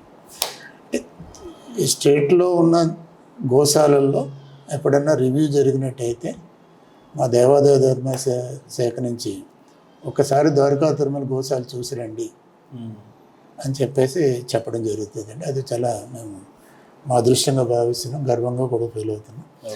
అలాగే మాకు ఇక్కడ ఇంకో సిస్టమ్ ఏంటంటే గోవులను దత్తత ఇచ్చే కార్యక్రమం అనేది ఉంది. ఓకే. అంటే మనకు ఎవరో భక్తులు తీసుకొస్తారు, గోవులు ఇస్తుంటారు. మనం ఏం చేస్తామంటే రైతులకి దత్తత ఇస్తున్నాం. రైతు ఎవరైనా నాకు ల్యాండ్ ఉంది అని పట్టాదారు పాస్బుక్ తీసుకుని అలాగా వాళ్ళు విఆర్ఓ దగ్గర సర్టిఫై చేయించుకుని వచ్చినట్టయితే మన 100 రూపీస్ స్టాంప్ పేపర్ మీద వాళ్ళ డీటెయిల్స్ అన్నీ రాసుకుని మనకు కండిషన్స్ కొన్ని ఉంటాయి. ఓకే. కండిషన్స్ ఏంటి సార్? అంటే గోవుని మనం ఇచ్చినప్పుడు వాళ్ళు వ్యవసాయానికి వాడుకోవడం, అదే గోవులు కానీ నందులు కానీ ఇచ్చినప్పుడు ఓన్లీ అగ్రికల్చర్ పర్పస్, అంటే గోవు అంటే పాలు తీసుకోవడానికి, ఈ నందులు అంటే పొలాలు వాడుకుంటారు. వాటిలో ఉన్నన్నాళ్ళు వాళ్ళు ఆ ఫలసాయం వాటి నుంచి వచ్చే పాలు కానీ ఇవి కానీ వాడుకోవడానికి. ఇన్ కేసు వాళ్ళు మెయింటైన్ చేయలేకపోతే తీసుకొచ్చి మళ్ళీ మనకి అప్పగించే విధంగా ఇచ్చే విధంగా పెడతాం. ఇన్ కేసు ఏదైనా అది దాని అనారోగ్యంగా వాళ్ళు ఏదైనా చనిపోవడం జరిగితే ఆ లోకల్లో ఉన్న వెటర్నరీ డాక్టర్తో సర్టిఫై చేయించి ఓకే మాకు ఇంటిమేషన్ ఇవ్వాలి. అంటే ఎప్పటికప్పుడు మానిటరింగ్ ఉంటుంది. అప్పుడప్పుడు మా వాళ్ళు సర్ప్రైజ్ విజిట్స్ కూడా చేస్తుంటారు. ఓకే. ఇలా తీసుకున్నట్టయితే 7,000 చిల్లర ఆవులు ఇప్పటి వరకు మన గోశాల నుంచి రైతుల దత్తత తీసుకోవడం జరిగింది. ఓకే. మళ్ళీ వాళ్ళు మెయింటైన్ చేయనప్పుడు తిరిగి ఉందండి. ఓకే. వాళ్ళు మెయింటైన్ రేరుగా సార్. అది అంటే ఎవరన్నా ఆలయానికి ఉన్న పలంగా విఐపీలు వస్తుంటారు సార్, అంటే మన ముఖ్యమంత్రి గారు కానీ లేదంటే ఇంకా సెలబ్రిటీస్ కానీ వస్తుంటారు సార్, అలాంటి వాళ్ళు వచ్చినప్పుడు మీరు ప్రత్యేకమైన ఏర్పాట్లు అలా చేస్తారు? ప్రత్యేకమైన ఏర్పాట్లు అంటే పూజా విధానం అన్నది ఇప్పుడు మన దగ్గర జరిగే పూజా విధానం అన్నది వాళ్ళకి ముందుగా చెప్పడం, ఈ యాక్టివిటీస్ ఏంటంటే జరుగుతాయో చెప్పడం, వాళ్ళు ప్రోటోకాల్ ప్రకారం మనం పూనకము అంటే ఆ పూనకము ఏ స్థాయి వాళ్ళకి ఇవ్వాలన్నది మాకు ఉన్నది. ఆ విధంగా వాళ్ళని రిసీవ్ చేసుకోవడం, ఓకే, స్వామివారి ప్రసాదం తీర్థ ప్రసాదాలు ఇవ్వడం, ఆశీర్వచనం చేయడం, ఈ విధంగా చేయడం. అంటే వాళ్ళకున్న బిజీ షెడ్యూల్ బట్టి మనం ప్లాన్ అనేది ఏర్పాటు చేస్తాం. వాళ్ళు ఒక టైం షెడ్యూల్ ఇస్తారు, ఆ షెడ్యూల్ ప్రకారం మనం కూడా ప్లాన్ చేసుకుని ఆ టైంలో సామాన్య భక్తుడికి ఎటువంటి ఇబ్బంది జరగకుండా మేము ప్లాన్ చేసుకోవడం జరుగుతుంది. ఓకే. మీరు ఈ ద్వారకా తిరుమల వచ్చిన తర్వాత ఇక్కడికి వచ్చిన విఐపీస్ ఎవరన్నా చెప్పగలరా? అంటే విఐపీస్ కానీ అంటే సెలబ్రిటీస్ కానీ? గవర్నర్లు వచ్చారు, ఓకే, సీఎంలు వచ్చారు, మన నారా చంద్రబాబు నాయుడు గారు వచ్చారండి. 2016 ఓకే అక్కడ దర్శనం చేసుకుని అక్కడ విరుడ్ హాస్పిటల్ 2016లో ఓపెన్ చేశారు. ఓకే. నేను అప్పుడు ఎగ్జిక్యూటివ్ ఆఫీసర్ గౌరవ ముఖ్యమంత్రి గారు మంత్రి నారా చంద్రబాబు నాయుడు గారు వారి దర్శనానికి రావడం జరిగింది. పవన్ కళ్యాణ్ గారు వచ్చారండి, డిప్యూటీ సీఎం గారు. పవన్ కళ్యాణ్ గారు ఇక్కడికి రాలేదు కానండి, అయ్యే జగన్నాథపురం అని ఉంది, ఇక్కడ నుంచి మనకు ఒక 22 కిలోమీటర్లు అవును సార్, లోపలికి. లక్ష్మీ నరసింహస్వామి ఓకే. ఆ టెంపుల్ ఆయన విజిట్కి 2-3 సార్లు వచ్చారు. ఆయన రెగ్యులర్గా వస్తుంటారు సార్ అక్కడికి. మరి అది వస్తుంటారు అంటే ఆయనకున్న బిజీ షెడ్యూల్ కానివ్వండి, ఆయనకున్న ఇదిని బట్టి ముందుగా అనౌన్స్ చేసి వస్తే ఆ కొండ జరిపోరు జనాలు. ఓకే. కానీ వారు వస్తుంటారు, వచ్చి దర్శనం చేసుకుని వెళ్తుంటారు. ఓకే. ప్లస్ ఆ టెంపుల్ డెవలప్మెంట్ కూడా వారు ప్రత్యేకమైన గ్రాంట్ ఇవ్వడం జరిగింది.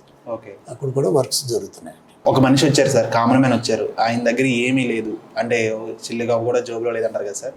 ఆ కామన్ మ్యాన్కి ఒక మీరు డైరెక్షన్ చెప్పాలి, ఆయన వచ్చి దర్శనం దగ్గర నుంచి ఈ విధంగా చేసి భోజనం చేసి వెళ్ళాలని చెప్పడానికి మీరు ఏ విధంగా చెప్తారు సార్? అంటే పార్ట్ చెప్పాలంటే సైనేజ్ బోర్డ్స్ ఉంటాయండి, ఎక్కడికెక్కడ డిస్ప్లే బోర్డులు ఉంటాయి, డైరెక్షన్ బోర్డ్స్ ఉంటాయి. ఆ బోర్డులు వాళ్ళు ఫాలో అయిపోతే వాళ్ళు ఈజీగా వెళ్ళిపోగలుగుతారు. లేని పక్షంలో మేము కూడా త్రూఅవుట్ ఓం నమో వెంకటేశ్వర అని ఎలాగైతే మనం వస్తుందో మధ్య మధ్యలో అనౌన్స్మెంట్ కూడా చేయడం జరుగుతుంది.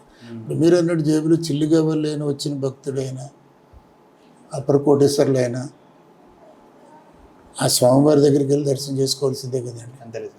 వీళ్ళకి మనం ప్రత్యేకంగా సర్వదర్శనం అనేది త్రూఅవుట్ ఏర్పాటు చేసాం. అంటే కొంతమంది అపోహాలు ఉన్నాయి సార్, డబ్బులుంటే అంటే సర్వదర్శనం అంటేనే ఉచితమని. ఉచిత దర్శనం అని ఎందుకు అనడం లేదంటే సర్వదర్శనం అంతే. ఏదో ఉచితం అని అంటే అది ఆ పదం బాగోలేదని సర్వదర్శనం. ఇంకా వచ్చిన కాడ నుంచి సరే దర్శనం చేసుకుంటారు, స్వామివారి దర్శనం అవుతుంది, బయటకు వస్తారు. దేవస్థానం నుంచి ఇచ్చే ప్రీ ప్రసాదం వాళ్ళకి చిన్న బౌల్లో వేసి ఇస్తున్నారు, అది తీసుకుంటారు. వారికి టైం ఉంటే అన్నప్రసాదం తీసుకోవడానికి వెళ్తారు. మీకు ఎక్కడెక్కడ డబ్బులు లేవు కదండి, డబ్బులు లేవు మీకు కాదు కదా. దర్శనం ఫ్రీ, మేము దేవస్థానం ఇచ్చే ప్రసాదం ఫ్రీ, అన్నప్రసాదం ఫ్రీ. కేవలం వారు ఏదన్నా లడ్డు కొనుక్కోవాలనుకుంటే అప్పుడు డబ్బులు పెట్టి కొనుక్కోవాలి. ఇప్పుడు ఇంకోటి ఏంటంటే గవర్నమెంట్ ఫ్రీ బస్ ఒకటి పెట్టింది కాబట్టి మాకు ఎక్కువ ఫ్లోటింగ్ వస్తున్నారు. ఓకే. ఆ వచ్చే వాళ్ళంతా మ్యాక్సిమం సర్వదర్శనంలో వెళ్తారు, దర్శనం చేసుకుంటారు, ప్రసాదం తీసుకుంటారు, అన్నప్రసాదం తీసుకుని వాళ్ళు బయలుదేరుతారు. అండ్ చాలా ప్లేసెస్లో మీరు ఎగ్జిక్యూటివ్ ఆఫీసర్గా పనిచేశారు సార్. అంటే కంపేర్ చేస్తే ఆ రోజుకి ఈ రోజుకి యువత ఎవరైతే ఉన్నారో వాళ్ళు గుడికి వచ్చే సంఖ్య పెరిగిందంటారా తగ్గిందంటారా? పెరుగుతున్నారండి. ఓకే. భక్తుల సంఖ్య పెరుగుతున్నారు. అంటే ప్రత్యేకంగా యువత కూడా పెరుగుతున్నారండి. వాళ్ళకి మరి భక్తి మీదే వస్తున్నారు. ఇప్పుడు ఎగ్జామ్ రాసే పిల్లలు ఉన్నారు, అంతా యూతే కదండి. అవునండి. అయ్యా స్వామి ఎగ్జామ్ బాగా రాయాలి, మంచి ర్యాంక్ రావాలి అని మొక్కుకొని ఇప్పుడు మాకు తీసుకున్నట్టయితే సమ్మర్ అంతా యూతే ఎక్కువ వస్తారు. ఓకే. ఎక్కువ మీరు తల్లిళ్ళు సమర్పించేది అంతా యూతే. మామూలు అప్పుడు వాళ్ళు ఎంత స్టైల్గా హెయిర్ స్టైల్ మెయింటైన్ చేసినా ఇక్కడ సమ్మర్లో వచ్చి ఎగ్జామ్ పాస్ అయిన తర్వాత స్వామివారికి తల్లిళ్ళు ఇచ్చి వెళ్తున్నారు. యువత బాగా పెరిగి ఉన్నారు. అంటే మా తరపున భక్తులందరికీ రిక్వెస్ట్ ఏంటంటే దేవాలయానికి వచ్చేటప్పుడు వాళ్ళు ఎంత భక్తిభావంతో వస్తున్నారు అంతే డెడికేటెడ్గా ఈ దేవాదాయ ధర్మాదాయ శాఖలో పనిచేసే ఎగ్జిక్యూటివ్ ఆఫీసర్స్ కానీ కింది స్థాయి అధికారి వరకు వాళ్ళని చక్కగా రిసీవ్ చేసుకుని దర్శనం, వాళ్ళు ఏదైతే మొక్కుబడులు తెచ్చుకోవడానికి వచ్చారో ఆ మొక్కుబడులు తెచ్చుకోవడానికి అన్ని ఏర్పాట్లు చేయడానికి మేము సిద్ధంగా ఉన్నాం. ఓకే.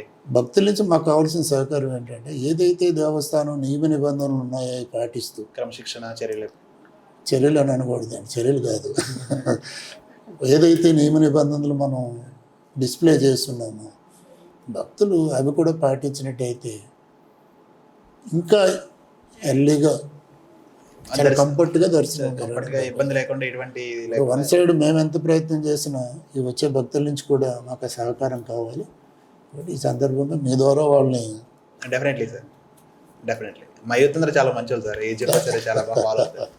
అంటే ద్వారక తిరుమల అంటే ఒక ఎమోషన్గా సార్ అది. అవును, దాని గురించి డెఫినెట్లీ రాబోయే 5, 10, 15 సంవత్సరాల అభివృద్ధి ప్రణాళిక ఏ విధంగా మీరు దాన్ని ప్లాన్ చేసుకున్నారు? ఇప్పుడు వరకు మనం దేవాలయాల్లో అభివృద్ధి కార్యక్రమాలు ఇప్పుడు సరిపడగా మనం ప్రజెంట్ క్రౌడ్కి సరిపడగా మనం చేసుకోవడం జరిగింది. ఓకే. ఫ్యూచర్ ప్లాన్లు ఏంటంటే మనకి టోల్ గేట్ పైకి వస్తున్నప్పుడు రైట్ సైడ్ కేసు కండసాల ఉందండి. ఇప్పుడు ఆ కేసు కండసాల అనేది మనం కొండపైకి షిఫ్ట్ చేయడానికి ఒక ప్రపోజల్ నడుస్తుందండి.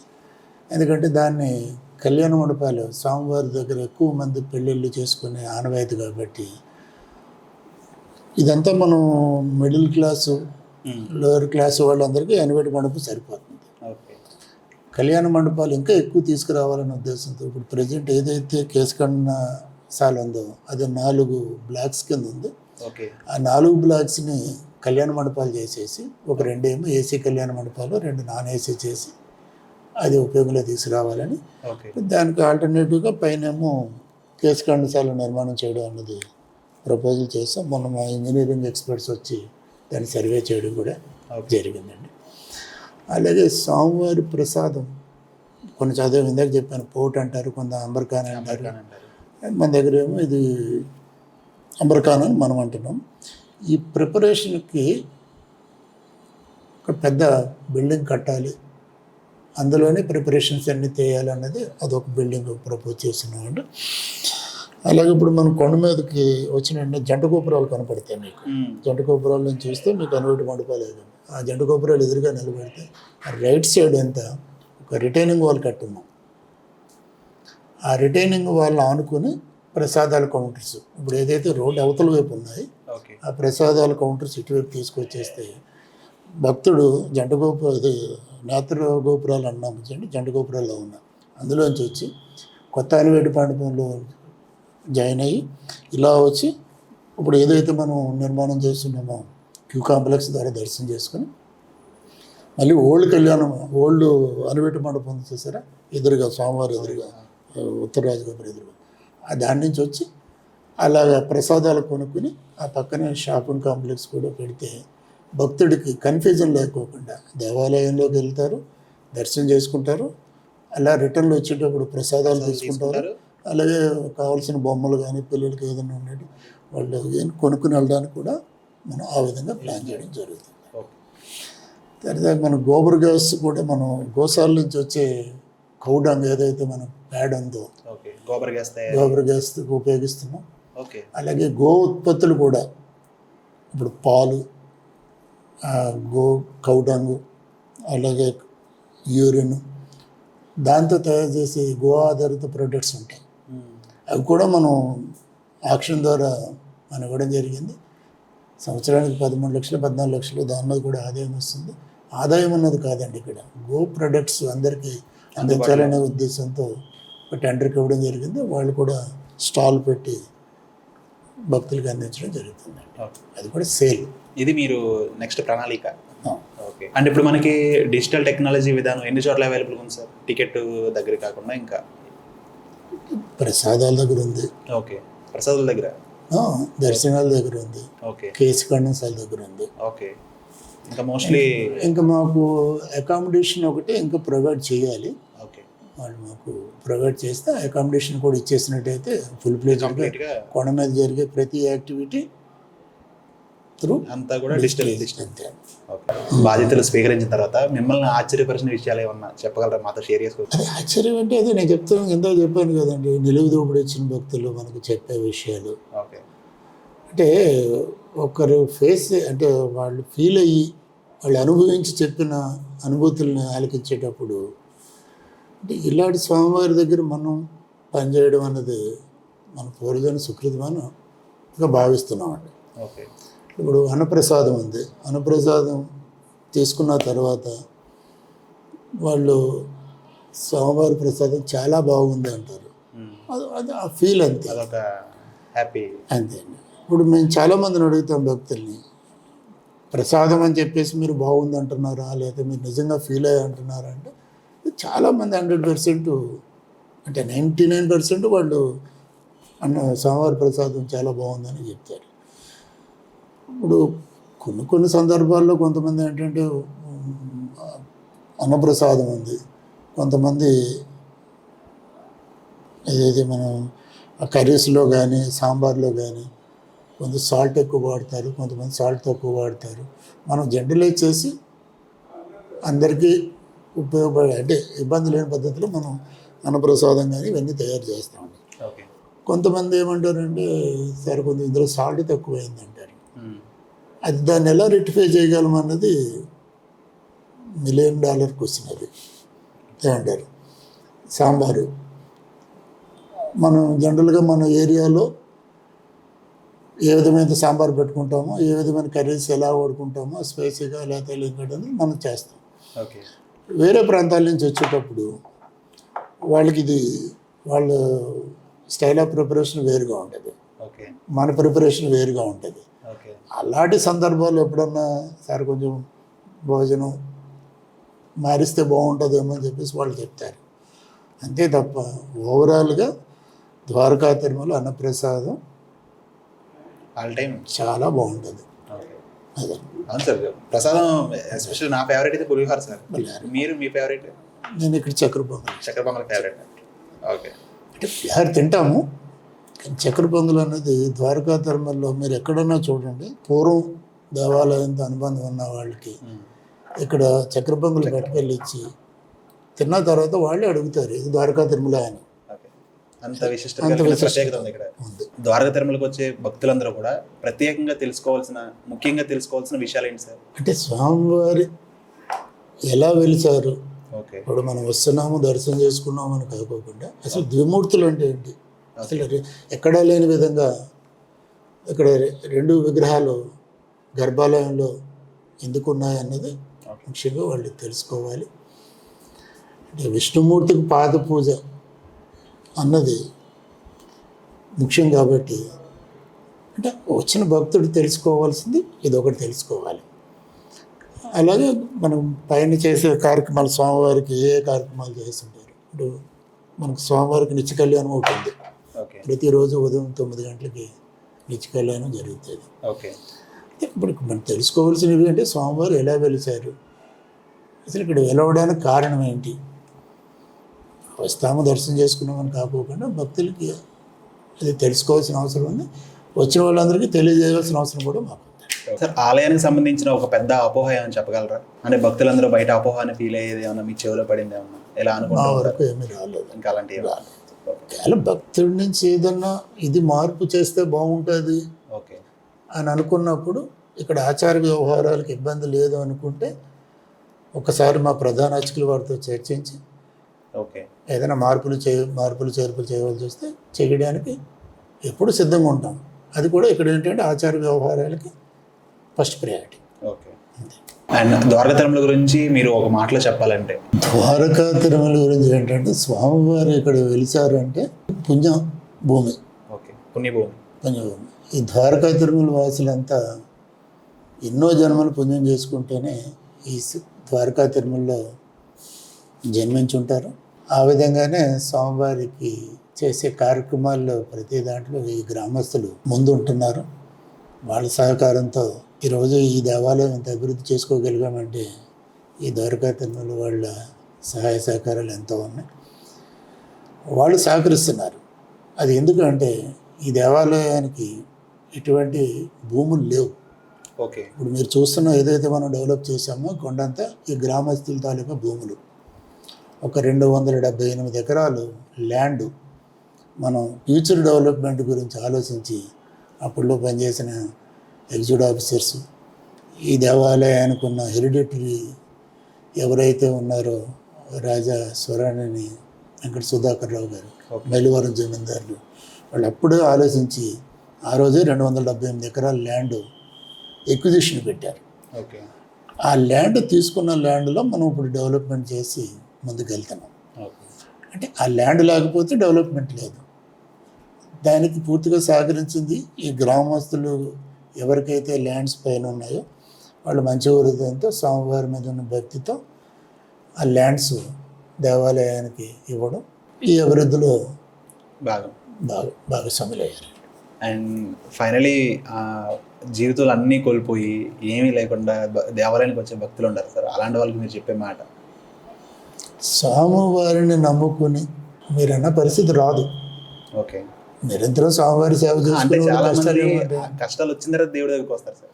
వచ్చిన కష్టాలు తీరితే మా స్వామివారి దగ్గరికి వచ్చి దండం పెట్టుకుని మొక్కుకుంటే 100% వారి కోరికలు నెరవేరుతాయి. ద్వారకా తిరుమల ఆలయంలో ఉండే ప్రధాన అర్చకులు ఉంటారు కదా సార్, వాళ్ళు అంటే వాళ్ళ యొక్క ఫ్యామిలీలోనే ఉంటారా వాళ్ళు, లేదంటే మారుతూ ఉంటారు సార్? అంటే సంవత్సరాల తరబడి వెనకాల నుంచి వాళ్ళ ఫ్యామిలీ, నాన్నగారు వాళ్ళ కొడుకులు అలా ఉంటారా సార్, లేదంటే మారుతూ ఉంటారు సార్? అయితే వంశపారంపర్యంగా వాళ్ళు ఓకే. పరంపరంగా వాళ్ళే ఒక ఫ్యామిలీ వాళ్ళే చేస్తున్నారు. అర్చన చేస్తుంటారు.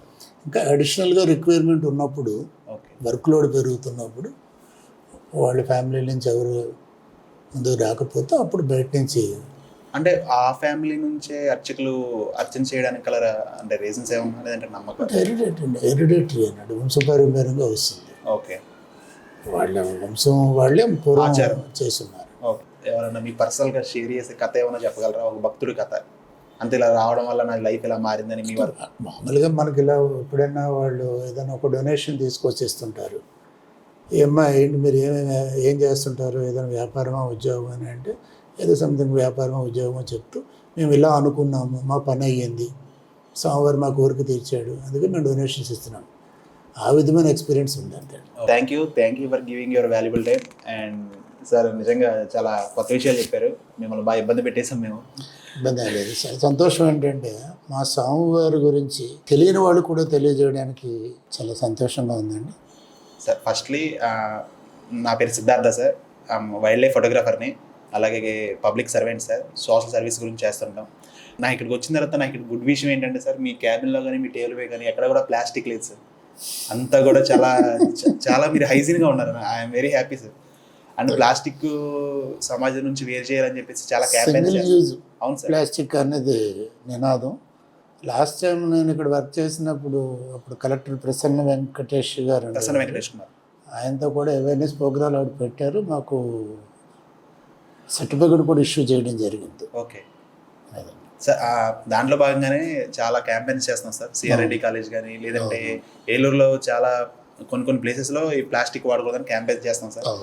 అండ్ అందరూ గొప్ప వ్యక్తులతో కూడా ఈ మాట చెప్పించారు సార్. మీరు కూడా ఒకసారి ప్లాస్టిక్ గురించి, ఏదైతే సింగిల్ యూజ్ ప్లాస్టిక్ ఉన్నదో దాని మీద మాకు ఎస్ఓపి కూడా మా కమిషనర్ గారు ఇవ్వడం జరిగింది. దాని మీద ప్రధాన దేవాలయాలు ఎగ్జిక్యూటివ్ ఆఫీసర్తో చాలా మీటింగ్స్ పెట్టి ఈ ప్లాస్టిక్ అనేది మనం అవాయిడ్ చేయాలని చెప్పేసి చెప్పడం జరిగింది. ఆ విధంగానే మనం ఆక్షన్స్ ఏదైతే మన షాపుల్లో వాళ్ళు కూడా కొన్ని రిస్ట్రిక్షన్స్ పెడుతున్నాం. అంటే ఫుల్ టైం త్రూఅవుట్ స్కానర్స్ పెట్టి కింద నుంచి వచ్చే బాటిల్స్ని మనం అవాయిడ్ చేయగలిగితే, ఏదైతే ఈ పాలిథిన్ కవర్స్ కానీ బయట నుంచి తెచ్చే బయట నుంచి వచ్చినవి కూడా మనం కంట్రోల్ చేయాలి. అలాగే గ్రామస్తులు కూడా షాపుల్లో అవి అమ్మకూడదు అన్నది వాళ్ళ నుంచి కూడా సహకారం వచ్చినట్టయితే మనం 100% ఆ స్లోగన్కి న్యాయం చేయగలుగుతాం.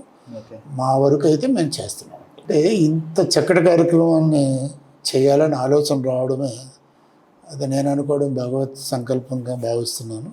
ఎందుకంటే మీ అందరినీ స్వామివారే ప్రేరేపరించి ఈ కార్యక్రమం చేయిస్తున్నారని నేను అనుకుంటున్నాను.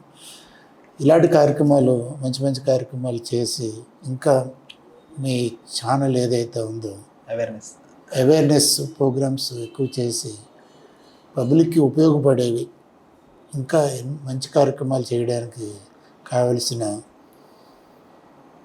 మనోధైర్యాన్ని అలాగే బలాన్ని స్వామివారు మీకు ఎల్లవేళలా ఆశీస్సులు ఉండాలని కోరుకుంటున్నాను. Thank you sir.